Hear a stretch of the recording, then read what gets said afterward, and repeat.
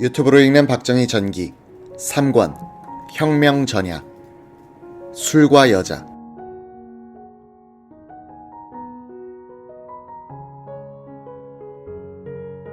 유경수는 식량이나 돈이 떨어지면 진해로 내려와 육군대학에 다니는 박정희 준장한테서 얻어가곤 했다. 유경수는 남한테는 절대로 남편에 대한 불평을 드러내지 않았으나 두 사람만 있을 때는 집요하게 따지는 면도 있었다. 부부싸움의 주제는 주로 가난과 외도였다. 어느 날 한밤중에 식모할머니가 당번병 박환영을 깨웠다. 옆방에서 두 사람의 고성이 들려왔다. 박환영은 싸움을 말리려고 머리를 썼다. 옆방 문을 두드리면서 장군님 저를 부르셨습니까? 라고 했다. 때마침 박정희는 따지고 드는 아내에게 던질 물건을 찾고 있던 중이었다. 손에 물주전자가 잡혀 있었다. 박정희는 임마 내가 언제 널 찾았어? 라고 소리를 빽 지르면서 물주전자를 던졌다. 박환영은 물을 뒤집어 썼지만 부부싸움은 그쳤다. 다음날 박환영은 진해의 집을 나섰다. 박정희와 육사 동기생인 한웅진 장군을 찾아 전주로 갔다. 후방부대에 근무하고 있던 한준장은 박환영을 알아보고는 사무실에서 아무 말도 못하게 하더니 시내로 데리고 나갔다. 어떻게 온 거야? 박 장군님 생활이 말이 아닙니다. 오사단에 있을 때보다 더 어려워 가정 불화가 잦습니다. 그래? 여기서 잠시 기다려봐. 한웅진은 어딘가 나갔다가 오더니 두툼한 봉투를 건네주었다. 야간 군용 열차편으로 진해로 돌아온 박환영은 봉투를 박정희에게 전달했다. 송여찬 3군 단장이 어느 날 진해로 내려와 육군 대학에 들렀다가 과거의 부하들에게 봉투를 돌렸다. 다른 사람들은 3만 환씩인데 박정희의 봉투에는 10만 환이 들어있었다. 박정희는 이런 식으로 동기, 선후배들의 금전적인 도움을 많이 받았다. 그래서인지 박정희는 자신의 청빈을 내세우거나 부하에게 강요하려고 하지는 않았다. 오히려 모두가 도둑놈들인데 난들 도둑질하지 말란 법이 있느냐 라고 말하면서 자신을 낮췄다.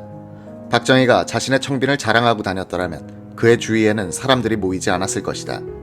유경수는 집안에서는 쌀이 떨어지고 있어도 당번병 박환영이 외출 나올 때 미군의 비상식량인 시레이션과 건빵을 그네에게 갖다주는 것을 보고는 야단을 쳤다.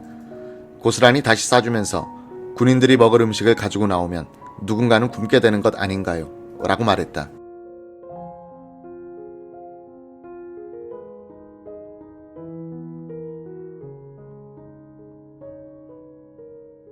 박정희는 유경수에 대한 찬양시를 일기에다가 적어놓을 만큼 아내를 좋아했지만 술집 여자들도 좋아했다.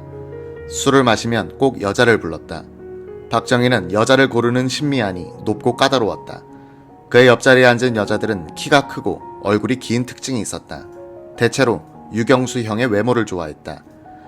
3군단 포병사령관 시절 박정희는 단골 술집 여자가 쌀이 다 떨어졌다고 하니까 자기 집 쌀은 걱정하지도 않던 사람이 부대 쌀을 갖다 주기도 했다고 한다. 박정희가 강원도 화천에서 2군단 포병사령관으로 근무하고 있을 때 그를 찾아갔던 옛 부하장교는 익명을 조건으로 이런 증언을 했다.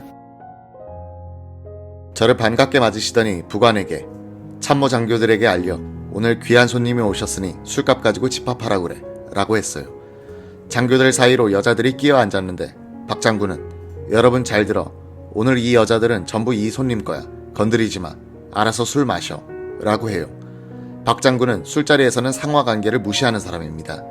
일본군 장교들이 술을 마실 때는 부하가 상관의 머리에 젓가락을 두드리면서 노래를 부른다고 들었는데 그분이 그런 식이었습니다. 그날 모든 장교들이 자리를 뜨고 난 뒤에도 박 장군은 단골 작부와 떨어질 줄을 몰랐습니다. 그러나 다음날 아침에 만나니 언제 그런 일이 있었냐는 듯 예의, 그 찬바람 나는 군인으로 돌아와 있더군요. 박정희는 야전에 근무할 때는 꼭 단골 술집을 정해놓고 다녔다고 한다. 일과 시간엔 엄격한 군인, 일과 후엔 소탈한 인간으로 돌아가 술과 여자를 가까이 한 박정희는 이 두 가지 면을 혼합시키지 않고 선명하게 구분해 놓았다. 그러나 유경수의 입장은 달랐다. 유경수는 소실을 5이나 둔 아버지 아래서 본처인 어머니가 얼마나 마음고생을 하는지를 지켜보면서 어린 시절을 보냈다. 남편의 외도를 허용하면 자신도 어머니처럼 될 위험이 있다고 판단했는지 박정희의 여자 문제에 대해서는 보통 여자들보다도 더 예민하게 반응했다. 이런 태도는 청와대 생활에까지 이어져 대통령 수행 경무원들은 유경수만 보면 겁을 먹곤 했다. 영부인에게 붙들려가서 간밤 대통령의 행적에 대해서 추궁을 당한 직원들도 있었다. 충현동 집에서 함께 살던 여고생 박재옥의 눈에 비친 유경수도 행복하기만 한 주부는 아니었다. 나는 아버지와 유교사가 싸우는 것을 딱 한 번 봤다. 어느 날 아침 온 가족이 식사를 하는데 그네가 큰 소리로 떠드니까 아버지가 꾸중을 하셨다. 유교사가 싫은 기색을 보였다. 큰 소리가 오갈 조짐이었다. 아버지는 내게 영옥이 언니 집에 잠깐만 가 있으라고 하셨다. 그 뒤 두 분이 어떻게 다투셨는지는 알지 못한다. 이상하게 유교사의 얼굴은 밝지 않았다. 혹시 나 때문에 그러신 것은 아닐까? 나는 마음이 편치 못했다. 그 의문이 풀린 것은 내가 결혼한 뒤였다. 아버지 부관이었던 남편에게서 들은 바에 의하면 유교사는 아버지의 여자 문제 때문에 늘 수심에 잠겨 있었다는 것이다. 박정희, 유경수는 다른 사람들에게는 박재옥을 딸이라고 적극적으로 소개하지 않아 박환영, 당번병은 오랫동안 유경수의 친척 동생 정도로 알고 있었다고 한다. 손님이 오면 박재옥은 조용히 2층 방으로 올라가곤 했는데 분위기와 행동거지가 유경수와 매우 닮았었다고 한다. 유경수는 미혼인 남편의 부하들이 들르면 넌지시 고등학교밖에 나오진 않았지만 좋은 규슈가 한 사람 있는데 라고 말하면서 눈치를 보곤 했다.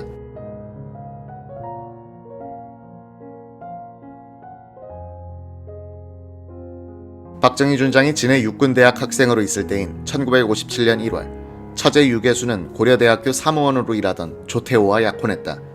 박정희의 장모 이경령은 신랑집에서 보내온 혼서함을 자신의 팔자가 사납다면서 사위에게 열도록 했다. 그해 3월 20일 박정희는 벚꽃이 막 피기 시작한 진해에서 육군대학을 우등생으로 졸업, 열흘 뒤 육군당 부군단장으로 발령을 받아 경기도 포천의 군단사령부로 부임했다. 당번병, 박환영 하사는 관사를 배정받았는데 전기가 안 들어와 석유 난포불을 밝히고 살았다. 군단장 관사에만 전기가 들어왔다고 기억한다. 육군단장은 당시 육군참모총장 백선엽 대장의 동생 백인엽 중장이었다. 외유내강의 현관은 판이한 성격의 소유자인 백인엽에게는 용장이라는 단어와 함께 직결처분권의 남용, 이승만의 총애, 부패장성이란 단어도 따라다녔다. 백인엽의 부하로 근무했던 장교들을 만나봤더니 그로부터 당한 모욕감에 순간적으로 이성을 잃고 나도 모르게 권총으로 손이 갔다고 고백한 사람. 그가 나를 직결처분하려고 하면 나도 같이 쏘고 죽을 결심을 하고 권총을 손에 대고 있었더니 그냥 갔다고 말한 사람도 있었다. 이런 성격의 백인엽 군단장 아래서 엘리트 의식과 자존심이 강한 박정희 준장은 모욕을 견뎌야 했다. 박환영의 증언. 부대에 비상이 걸리면 박정희 장군도 철모에 완전군장을 하고 대열에 선두에 섰습니다. 백인엽 군단장은 지휘봉으로 박 장군의 철모를 탁탁 치면서 무슨 훈계 같은 걸 하곤 했습니다. 박 장군은 그런 대우를 받고도 꾹꾹 참고 일절 내색을 하지 않았습니다. 다만 일과가 끝나면 과음하여 제가 없고 숙소로 돌아오는 일들이 잦았습니다. 이 무렵 육군단은 미군이 개발한 오각편제를 시험하는 훈련을 예하사단을 상대로 하고 있었다. 박정희 부군단장은 이 훈련의 사단 통제관이었다. 이 훈련 중에 박정희는 당시 7사단의 작전장교 손영길 중위를 만난다. 정규 육사 1기 출신으로 전두환, 노태우와 동기인 손중희는 울산 농고를 졸업했는데 교장이 박정희가 대구사범에 다닐 때 스승이던 박관수였다. 박 교장을 통해서 박정희 장군의 이름을 알고 있었던 손중희가 인사를 올렸다. 박정희는 그 뒤로 각별한 관심을 갖고 손영길을 지도해 주었다. 사병들은 전시에는 장교의 명령 하나로 목숨을 바치게 된다. 그렇게 만들려면 평시에 잘해줘야 한다.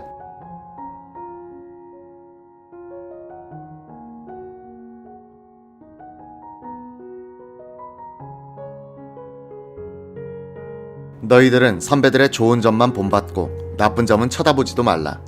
앞으로는 너희들이 우리 군을 이끌어야 한다.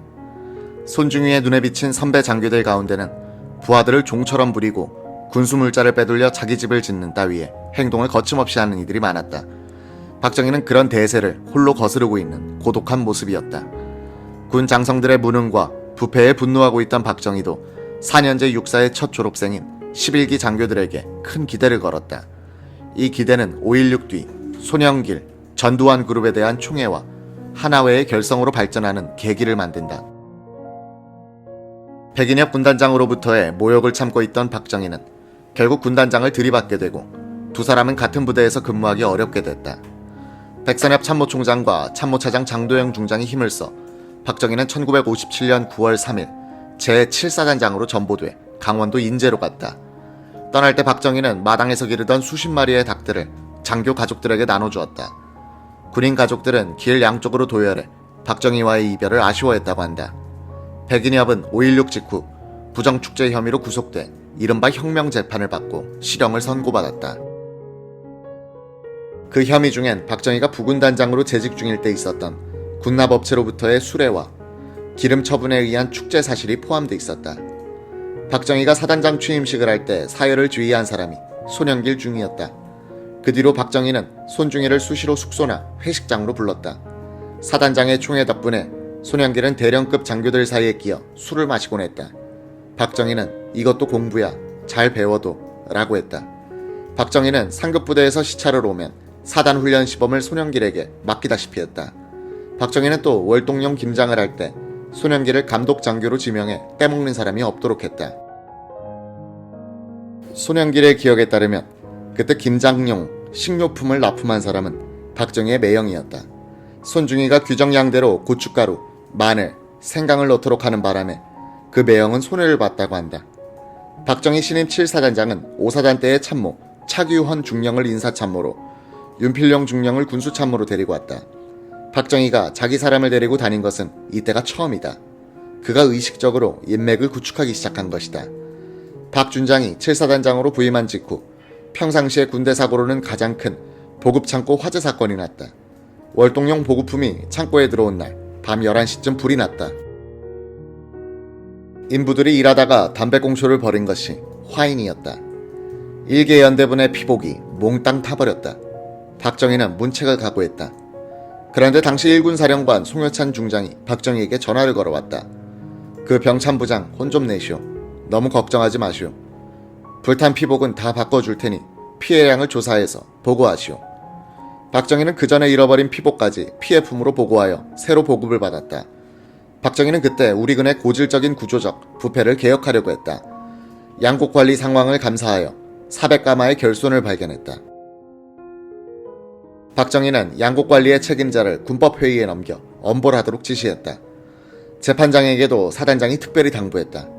쌀 도둑질하는 놈들을 군법회의에 넘겨도 결국엔 다 빠져나가 버리고 옥살이 하는 거를 보지 못했어. 이번엔 내가 도시락을 싸들고 다니면서 어떻게 되는지 확인할 테야.